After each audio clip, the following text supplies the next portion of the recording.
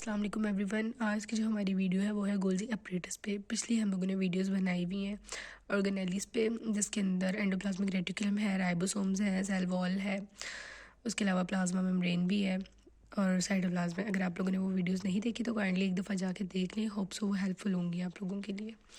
तो चलें आज हम गोल्जी अपरेटस की बात करते हैं। गोल्जी अपरेटस जो है वो डिस्कवर किया था गोल्जी ने इन 1898।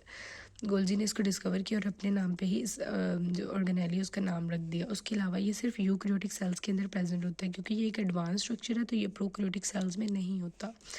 अब आगे हम इसका स्ट्रक्चर देख लेते हैं कि it consist of stacks of sacs, यानी ये स्टैक्स पे मुश्तमिल होता है ऑफ सैक्स। उसके अलावा the sacs are flattened and membranous bound. ये जो सैक्स होती हैं ये फ्लैटेंड होती हैं यानी फ्लैट होती हैं।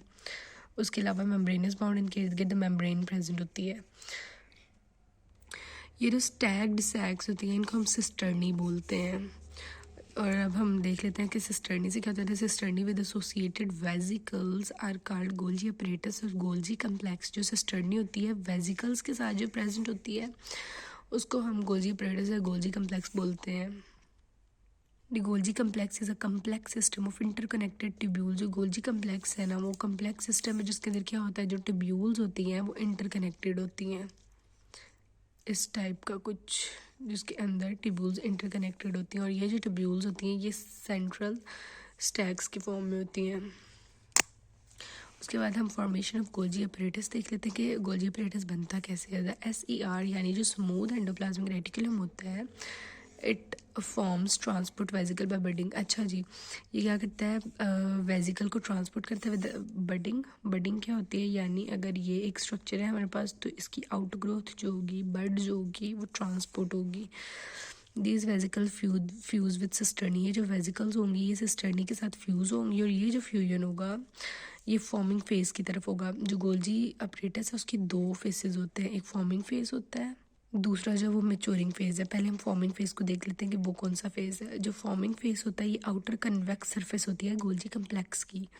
It is present toward SER, यानी अगर ये SER हमारे पास है ना तो ये जो कन्वेक्स सरफेस है ना, जो आउटर सरफेस है उसको हमने बोलना कि ये फॉर्मिंग फेज है। उसकी तरफ जो है वो SER की तरफ ये प्रेजेंट होता है और जो वेजिकल है वो फ्यूज़ होता है सिस्टर्नी के साथ टूवर्ड्स द फॉर्मिंग फेज। ये इंपॉर्टेंट बात है, आप लोगों ने याद रखनी है। उसके बाद जो सेकंड फेज़ है मैच्योरिंग फेज़, हम उसको देख लेते हैं कि मैच्योरिंग फेज़ क्या होता है। जो वेजिकल जो होता है वो फ्यूज़ हुआ होता है सिस्टर्नी के साथ, वो ट्रांसफ़र होता है मैच्योरिंग फेज़ की तरफ। अच्छा, मैच्योरिंग फेज़ क्या है, जो आउटर है वो तो कन्वेक्स है और जो इनर है जो इस टाइप का होता है वो क्या है, जो आउटर सरफेस है वो है कन्वेक्स और जो इनर सरफेस है वो है कनकेव। ये स्पून की तरह की शेप है, यानी जैसे ये स्पून है कि ये कन्वेक्स है तो ये कनकेव है। अब जी जो वेजिकल है वो इस साइड से इस साइड पे आ जाता है, अंदर को आ जाता है कनकेव साइड की तरफ। It is inner concave surface. अच्छा, it is present towards plasma membrane. ये जो इनर सरफेस है ना ये प्लाज्मा मेम्ब्रेन की तरफ प्रेजेंट होती है। कन्वेक्स जो है इसकी तरफ SER होता है यानी स्मूथ एंडोप्लाज्मिक रेटिकुलम, और जो कनकेव है उसकी तरफ प्रेजेंट होती है plasma membrane. This maturing face breaks up the cisternae from vesicle and form secretory vesicle. ये जो इस पॉइंट पे आके क्या होता है, सिस्टर्नी और vesicle breaks up and they form secretory vesicles. इसके अलावा हम लोग इस तरह जो है वो गोल्जी अपरेटस फॉर्म होता है। अब हम फंक्शंस देख लेते हैं गोल्जी अपरेटस के। इसके इंपॉर्टेंट फंक्शंस हैं बहुत से, जिसके अंदर जो फर्स्ट वन है वो है cell secretion. Golgi complex are concerned with cell secretion. Golgi complex जो है वो सेल सिक्रीशन के साथ एसोसिएटेड होते हैं। जैसे कि मैमल्स के अंदर जो पेंक्रियाज है वो ग्रेन्यूल्स को स्क्रीट करते हैं। These granules contain enzymes that help in digestion. ये जो ग्रेन्यूल्स होते हैं ना, पेंक्रियाज से जो ग्रेन्यूल्स क्रिएट होते हैं, ग्रेन्यूल्स के अंदर इंजाइम्स प्रेजेंट होते हैं जो कि डाइजेशन में हेल्प करते हैं। सेल सिक्रीशन जो है उसके 2-3 स्टेप्स हैं, उनको हम देख लेते हैं। सिंपल से स्टेप्स हैं। The ribosomes synthesise protein part of the cell secretion. Cell secretion का जो प्रोटीन पार्ट होता है वो राइबोसोम सिंथेसाइज करता है, क्योंकि हमें पता है कि राइबोसोम किसकी सिंथेसिस में हेल्प करता है, in the synthesis of protein. Cell secretion का प्रोटीन पार्ट राइबोसोम सिंथेसाइज कर देगा। उसके बाद जो एंडोप्लाज्मिक रेटिकुलम है वो उस प्रोटीन पार्ट को ट्रांसफ़र करेगा गोल्जी अपरेटस की तरफ, और जो गोल्जी अपरेटस है वो कन्वर्ट कर देता है सिक्रीशन को टुवर्ड द फिनिश प्रोडक्ट। यानी जो सिक्रीशन होती है वो फाइनल प्रोडक्ट में कन्वर्ट हो जाती है इन गोल्जी अपरेटस, और ये जो सिक्रीशन होती है ये पैक हो जाती है मेम्ब्रेन के अंदर ग्रेन्यूल बनाने के लिए।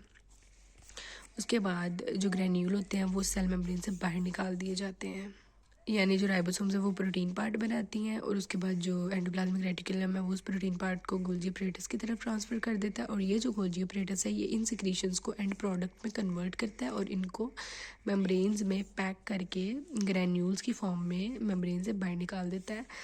उसके बाद इनका जो फर्दर प्रोसेस वो स्टार्ट होता है। अब जो सेकंड इसका जो हमारे पास इंपॉर्टेंट फंक्शन है वो है ट्रांसपोर्टेशन। जो गोल्जी अपरेटस है ट्रांसपोर्ट्स प्रोटीन्स और एंजाइम्स आउटसाइड द सेल।